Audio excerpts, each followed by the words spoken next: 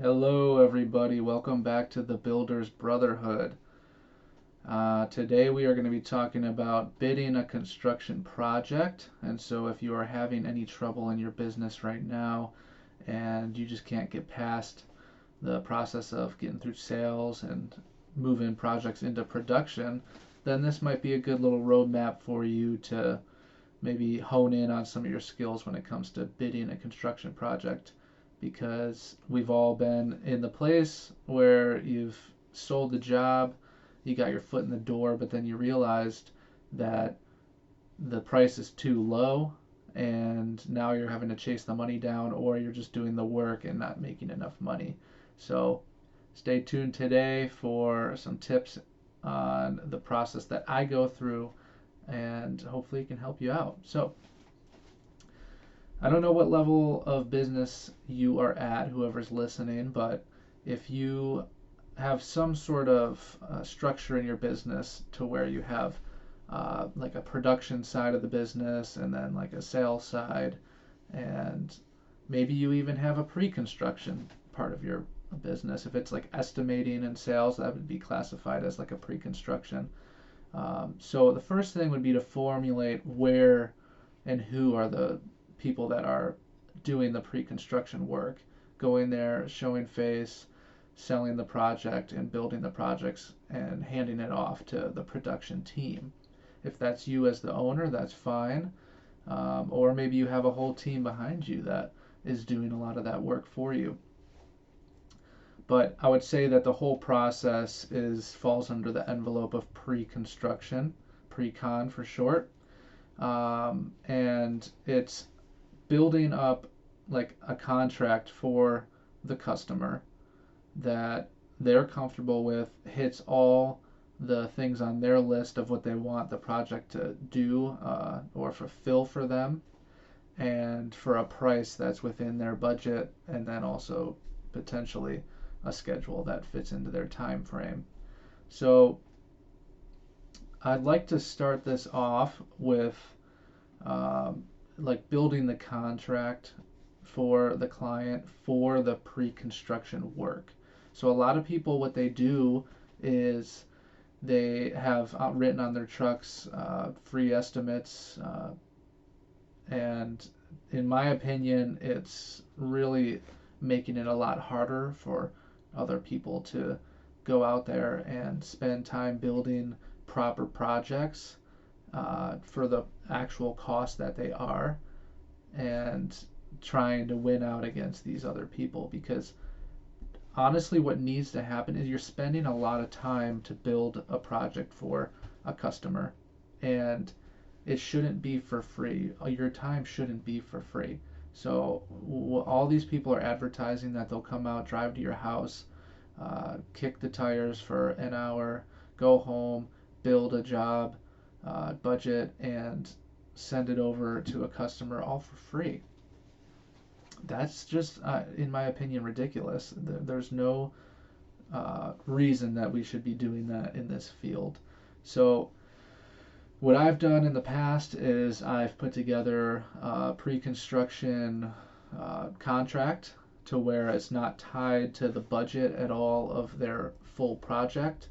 It's just for the pre-construction, and that way they can pay you for your time, and you can take the needed time to figure out every detail of the project for the customer. And if at the end of the day they don't want to use you as their contractor, they at least purchased something. They have a roadmap to where to how their project needs to get done. So that's what I've done a lot, and it seems to work out pretty well for people. They as long as you can talk to them and get them on your level and make them understand why you're charging them money for this, 9 times out of 10 they're going to be okay and they're going to understand, especially at the end of that process. Even if they don't choose to work with you, they still have a lot of information from a professional that they didn't have going into wanting to do a project. So they do get some value out of it. You are selling them like a service then, and you're at least getting paid for it. And if you don't get the job, then you don't feel as bad about it. And then another thing on this too, that it builds your confidence and your rapport with the client as well. So we've all been in a place where we've spent hours and hours on a budget for a job, and we're sitting at our computer on our couch or something, and you're ready to send that email, and you take a couple $1,000s off of the price of the budget because you just want them to take the job. Well, that's also not how we should be doing work. It should be what it is, and people are coming to you to have you provide that great service, to provide everything that they're asking for, and all you're doing is just breaking down all the costs and delivering that to the client. It's not like you're going and pulling this information out of a hat and just saying, "Oh, here you go. It's going to be $500,000." Like, no, you have all this information for the client that you're giving to them, and they're going to be able to. They can dispute some things, which is fine if they want to remove stuff or they just think something's unreasonable. That's totally fine, but you're at least able to just deliver them that number with confidence and not be afraid that they're just gonna not email or text you back, because now they have some skin in the game. They spent some money on you. They're not just gonna leave you in the dark. So that's another great reason to charge people for the pre-construction process, is they've got some skin in the game then. Just like you do, you're putting your labor hours into building this project for them that costs you money. You should be charging for all your time. You should not be doing stuff for free.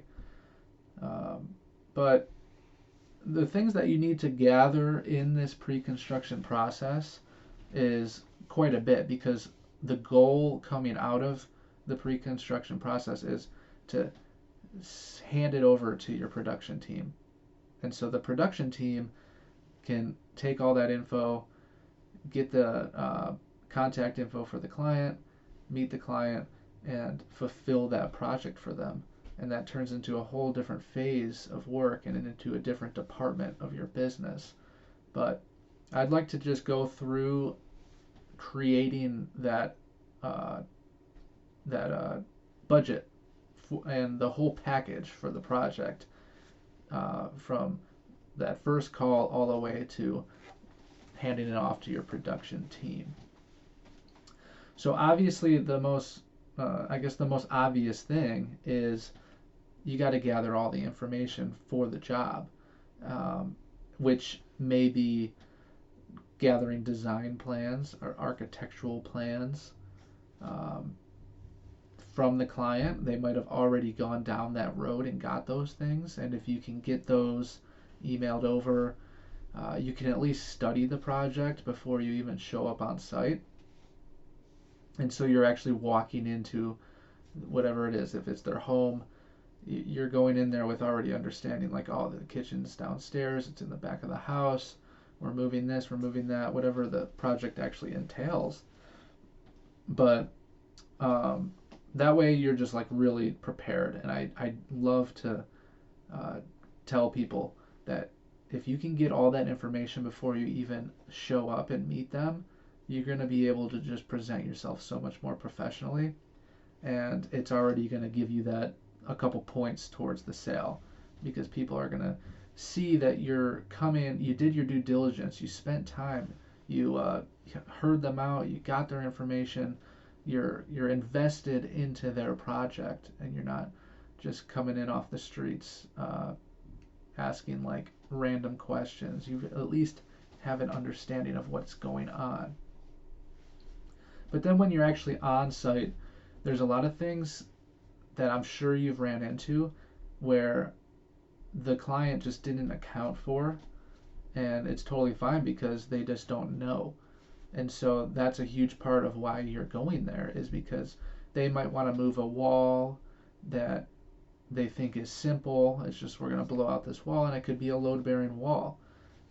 That's a reality that we all run into on almost every project.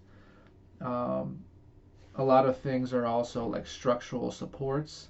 So if you have like either rotted or bad framing, things that people don't see when they're just looking at like when they're going through the design phase. They're just looking at the end product. So they're looking at, oh, we're going to take this out, we're going to put this beautiful kitchen in here, we're going to move a bedroom over there, whatever it is.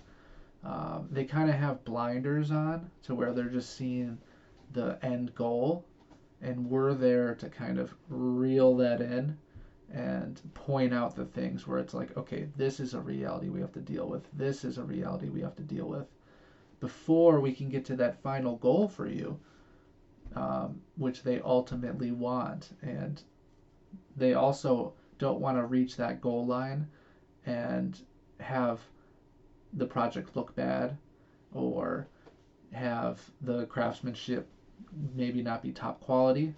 So all these things that you point out in the beginning are going to be very helpful for not only you but for them to understand the weight of the project and what it's actually going to take. And when you start delivering them all the costs and the breakdowns, they're already sort of pre-primed for what's to come. So you do the walkthrough, you got the design plans, you pointed out a bunch of things that they might that we're going to probably run into on the project, and you can even, in some scenarios, as long as the homeowners are okay with it, is open up some walls, like cut little squares or holes into ceilings and walls so that you can get access to the structural parts of the building, and make sure that their design plans don't conflict with the way the house was actually built. Sometimes people don't have it in the budget to just reframe huge sections of their house. So it's really good to like explore a little bit into their home and make sure that this is even a feasible project, or maybe they have to tweak things to fit within their budget, and that's totally fine. But that's why they're hiring you. You're the professional that's going to be able to see that. And so for every, if I'm basically talking to general contractors here, but this can apply to even just tradesmen. But for general contractors, you're going to want to create lists of every different aspect of the project. If it's the setup and protection of the home, the demolition of said areas of the project, framing, electrical, plumbing, I mean, you name it. Every line item that you create, you should have created in your business. If you have like interior trim or exterior trim, plumbing, electrical, that should all be broken down for you already. I would hope so. And start creating scopes of work for these different trades. So like the electrical plan, you're going to have to come up with some plan. You got to, and this is where the drawings and the designs come in handy, because they already have those things baked into them. So that will save you a huge amount of time. Is you're just able to pass over the electrical plans to your electrical contractor, and same for plumbing and HVAC and all that. So I'd like to talk a little bit at this moment here about what happens if they don't have design plans or architectural plans. Well, that can also be part of your pre-construction work. Is if it's a good way of knowing if somebody's serious about the project anyways, is if they have plans or not. Because if they've already gotten the plans and they're just shopping for the contractor, like the project's going to happen. It's just they're trying to figure out who's the best fit for fulfilling the work. So I would urge you to have a conversation with your clients and either guide them in a direction of recommending different designers or architects, or just asking them, do they have anybody in mind, and that could be a good first step for them before you actually come in and do this whole process. But that can kind of flip-flop. You could do a site visit and hit them with some realities, and then they can go to the architect and the engineers and bring up some of the things that the contractor brought up and create more accurate drawings. So then when you go back there a second time, a lot of the things are actually already hashed out. So the drawings that you've received are maybe a version that's closer to the final version or final revision of those drawings. And so I would definitely urge you to try to get the drawings from the people. If you're doing like a large scale project, if you're just doing like some small work, then maybe disregard this. People don't have to have design plans for just some small work. It's not like an entailment of doing this. It's just it's a necessity for the larger projects. So you've created all those lists now, and all the scopes of work for those lists, or the designs that go with those lists. And now you probably work with a lot of your tradesmen all the time, and you have an understanding of what their prices are going to be for certain types of work. And that's great. Then if you can use that and just plug those numbers into your budget, then that's totally fine. But there's going to be a lot of scenarios where maybe there's some tricky aspects to the project, or maybe it's something that you've actually never done before with the tradesmen that you're working with, and it's a good opportunity to actually bring them into this part of pre-con and have them maybe come out and do a site visit. Maybe they can do it just from the drawings, maybe pictures, whatever it may be, but it's only going to help you in the long run if you have your team already on board with you and they're getting eyes on the project. They're going to be able to hone in on a much more accurate price. So I know that time is of the essence with selling a project, but sometimes it makes sense to just pump the brakes a little bit to actually get that accurate pricing for the project, so that when you do deliver that final bid to them, it's as close to accurate as possible. And that's really what we're shooting for, is to make sure that you're not having to hound them for a bunch of change orders throughout the project, or at the very end you're just like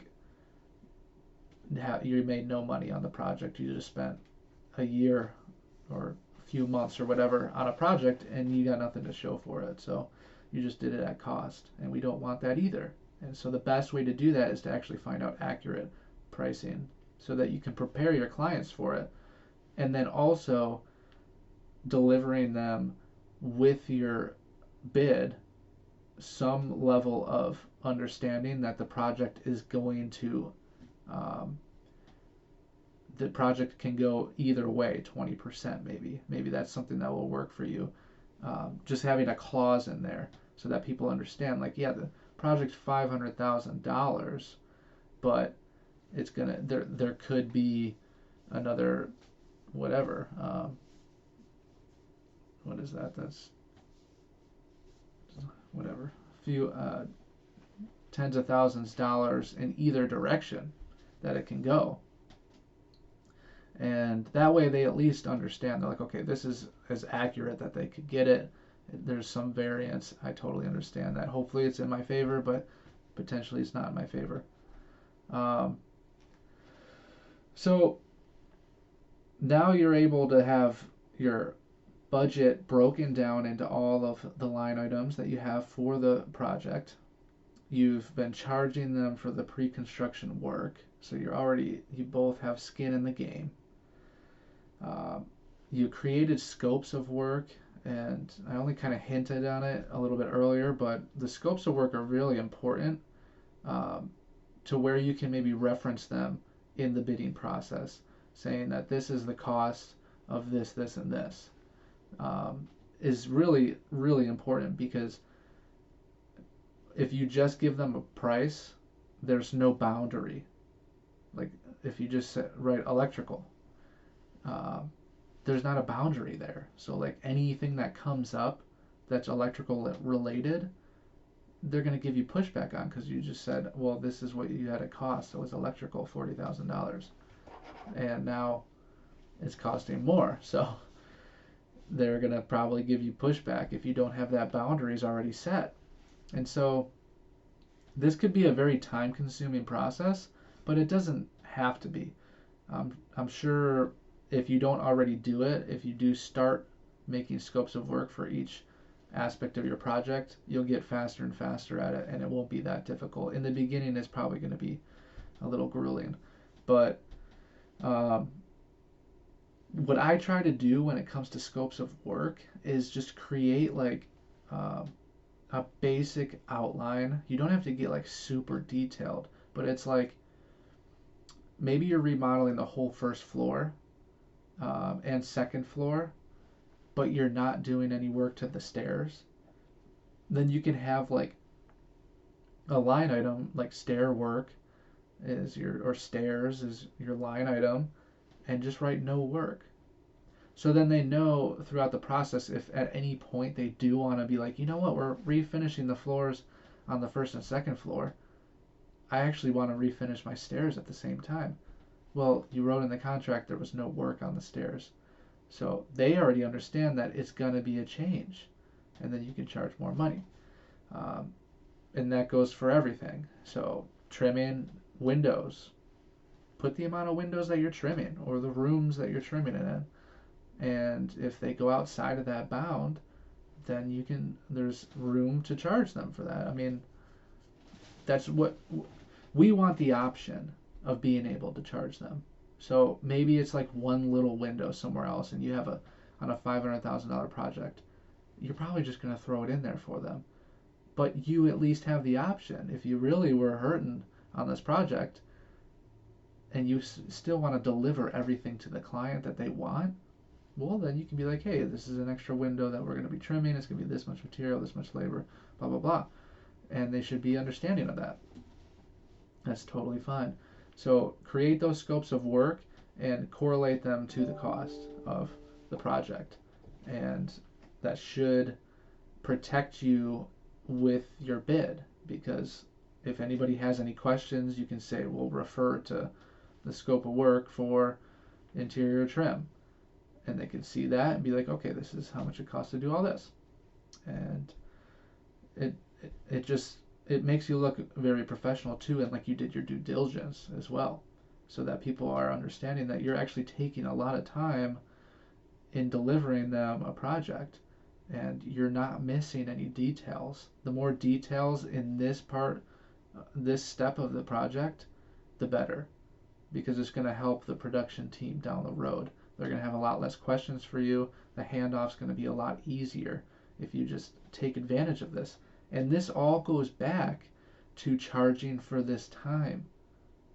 You should be charging for this time. If you're not charging for this time, then this could potentially be a reason why you're struggling in your business, is because you're not taking that necessary time to bid the project properly, so that when you hand it off to the production team, they're just like totally blown away about the numbers that you gave them, or the um, the different allowances that you left for certain trades. Like they might be blown away first thing. Like you only gave us $5,000 for electrical, but they got to redo the panel service. Like that's $5,000 alone or something. Whatever it is, but it just lays a good groundwork for you to move forward through the pre-con process comfortably. Now we're not trying to just like take advantage of these people and charge 300 hours of work to them before they even started a project. No, but you're at least able to do, like, you can get away with a 40-hour work week and create a project for them that's pretty accurate, or maybe it's 80 hours or something. Get pretty accurate with all this stuff, and it lets you in that process get them thinking about the things that they need to think about once the project actually starts. Like, do you have a tile showroom that you have gone to, or cabinets? Do you have a cabinet maker? All these, the designs, the architects, the engineers, all these things that we talked about. You can have this conversation with them through this process, and they can start. You can create a to-do list for them, basically, that you need to check these things off your list. Unless you're doing everything in-house, which is fine too. If you're like a design build or something, that's totally fine. Then that's a different kind of business model, but it has the same principles. Like you have to charge for the time to design, just like you're charging for the time to build the project for them. So one thing that I see a lot of people do as well is they just kind of deliver a full price to the homeowner, and they need to know that full price, but they don't do any breakdown. And I get it. You might not want people to know like how the sausage is made. I totally get that, but um, I would urge you to just at least show them a little bit of how the sausage is made, because it it allows them to be more a part of the project, and it also allows them to understand the cost of the project. Like you're hitting them with $500,000 for remodeling their whole house or something. Well, they have no idea where all these hundreds of thousands of dollars are coming from. Like where is like the trim really expensive? Is the electrical a huge expense on my end? Like where are my pain points on this project? What's costing me a lot of money? And can I whittle that away? So if you create it as just like a breakdown, it's a lot better for you guys to have a better conversation, so that you can move forward and change the budget if it needs to be changed, add to it if it needs to be added. Um, yeah, so it's just like I would say transparency to some degree is better during this part of the project. Um, and now, so the part that you may not want to be transparent is the markup, which I totally understand. You can go either way with it. Um, it's another one of those things where it's like, is it better just to let them know, like, hey, I'm marking this up this much money? And if they agree to that, they might argue with the markup amount, which is fine, but that way they know, like, every time that I make a change to the electrical scope of work, there's going to be a price from the electrical contractor, but then there's also going to be a markup on that price for the general contractor. And they're at least primed, I guess, for that throughout the project. Or you can just hit them with numbers. Like they want a electric vehicle charger on their house. You get the price from your contractor, you put the markup on it in your head, and you just deliver the price to them, and this is what it's going to cost. I mean, that's totally fine too, but you should be marking up your work. Materials should be marked up. Uh, your subcontractors should be marked up, and um, like anything like permits or things like that. Any like kind of general requirements should be marked up as well, because it gives you some room to work within. Um, if if a problem arises, it's supposed to be your profit, um, but at least you're getting that to where you can kind of manipulate that money a little bit if you do have an issue, like you need a temporary toilet for another month than what was budgeted for. You got a little bit of money to hold you over there. Ultimately, at the very end of this, what we're all looking for is to just have them sign this bid. And so if you deliver it to them in this manner, you walked them through the pre-con process, you delivered them that bid for the project, then if all goes well and you've built a good rapport with them over this time and you've showed them how professional you are, they should have no problem signing it after you guys have gone back and forth on price. They're going to want to work with you because you've been so good to them through this process. Um, and that's a whole different story, is the pricing and talking about, should you let up on some pricing, should you not, should you hold your ground, and we can go into that on further videos. But once we get that signed, then what you should be doing is handing that off to production. And once it gets handed off to production, that's a whole nother animal and a whole nother process that you need to take to make the project go smoothly. But I think this was a good way for us all to understand the bidding process and take bits and pieces of it if you want, if it doesn't fit exactly to your company. But I would urge a lot of you to take the whole meat of this and gear it towards your company, but use every process of it. Start with the pre-con, and get them to sign some sort of agreement that you're going to be building the budget for their project. Walk through the project with them, get all the details, deliver them information that they need about things they might not have seen, get the subcontractors on board, build all the cost, break all the costs down into lines, create a final cost, mark everything up that you need to mark up, and then hand that off to your production team after the client has signed it. So thanks for joining me on this one. I hope you got some value out of it, and if you could do me a favor, just like and subscribe to the channel. Share it with any of your friends that might get some value out of this. Maybe you have some people in your life that are trying to start a business or are in the midst of one and they're just on the hamster wheel. Then maybe share this video with them so that they can gather some great value from it as well. I'll catch you guys on the next one. Thanks.